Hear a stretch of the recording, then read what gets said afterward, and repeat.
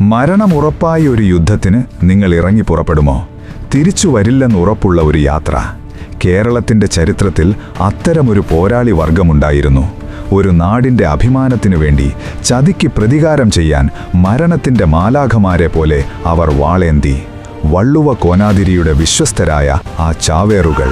ക്രോണിക്ലർ talks ഇന്ന് നിങ്ങളെ കൊണ്ടുപോകുന്നത് ഭാരതപ്പുഴയുടെ തീരത്ത് രക്തം കൊണ്ടെഴുതിയ മാമാങ്കത്തിൻ്റെ ചരിത്രത്തിലേക്കാണ്. പഴയ കേരളത്തിലെ ഏറ്റവും വലിയ ഉത്സവം 12 വർഷത്തിലൊരിക്കൽ ഭാരതപ്പുഴയുടെ തീരത്ത് തിരുനാവായയിൽ നടക്കുന്ന മാമാങ്കം.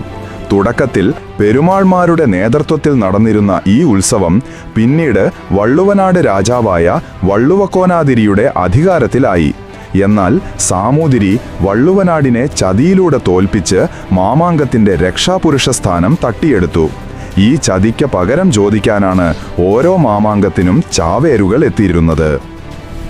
ചാവേരെന്നത് വെറുമൊരു പോരാളിയല്ല, അവർ മരിക്കാൻ തീരുമാനിച്ചവരാണ്. ഓരോ ചാവേരും യുദ്ധത്തിന് പോകുന്നതിന് മുൻപ് സ്വന്തം വീട്ടിൽ വെച്ച് പിണ്ടം കഴിക്കുമായിരുന്നു. അതായത് ജീവിച്ചിരിക്കുമ്പോൾ തന്നെ അവർ തങ്ങൾക്ക് വേണ്ടി മരണാനന്തര കർമ്മങ്ങൾ ചെയ്യും. ഭാര്യയോടും മക്കളോടും യാത്ര പറഞ്ഞ് ഇനി ഒരിക്കലും തിരിച്ചു വരില്ലെന്ന ഉറപ്പോടെ അവർ കളരിയിൽ നിന്ന് വാളെടുക്കുന്നു. അവരുടെ ലക്ഷ്യം ഒന്നേയുള്ളൂ: നിലപാടുതറയിൽ കാവൽ നിൽക്കുന്ന 10,000-കണക്കിന് സാമൂതിരി പടയാളികളെ വെട്ടിവീഴ്ത്തി സാമൂതിരിയുടെ തല കൊയ്യുക.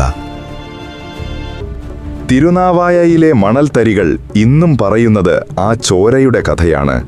സാമൂതിരി 10,000-കണക്കിന് പടയാളികളുമായി നിലപാടുതറയിൽ സുരക്ഷിതനായിരിക്കും. ആ സുരക്ഷാവലയം ഭേദിച്ചാണ് വെറും 10-20 വരുന്ന ചാവേറുകൾ പാഞ്ഞെടുക്കുന്നത്. ഓരോ ചാവേറും മരിക്കുന്നതിന് മുൻപ് ശത്രു സൈന്യത്തിൽ അനേകം പേരെ കൊന്നൊടുക്കുമായിരുന്നു. ഒടുവിൽ ലക്ഷ്യത്തിലെത്താതെ അവർ വീഴുമ്പോൾ അവർക്ക് ലഭിച്ചിരുന്നത് വീരസ്വർഗമായിരുന്നു. ചാവേറുകളുടെ ചരിത്രത്തിൽ ചന്ദ്രോത് പണിക്കർമാരുടെ പേര് സുവർണാക്ഷരങ്ങളിൽ രേഖപ്പെടുത്തിയിട്ടുണ്ട്.